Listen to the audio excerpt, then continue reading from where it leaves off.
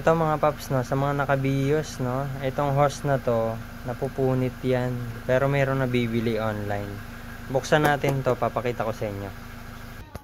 10mm, gamit lang kayong ratchet. Tanggalin nyo yung apat na yan. Na tornilyo, matatanggal nyo yung cover. Kapag natanggal na, hila lang pataas mga bro. Hila lang. Ayan. Ma-access nyo na yan. Ayan yung hose.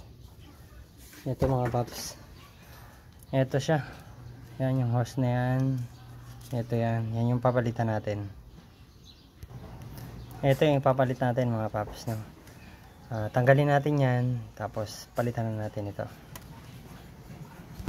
Natanggal na natin mga bro, no? Kaya tayo nag-decide na magpalit dahil ayan, ano na siya, wasak na mga tol, mga paps, wasak na siya, no?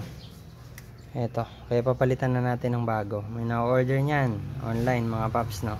Kabit na natin. Kabit na natin. Ito yung bago, ito yung luma mga paps, no. Merong na-order niyan no, online, no. Lalagay ko ang link sa comment section mga paps. Okay, alright.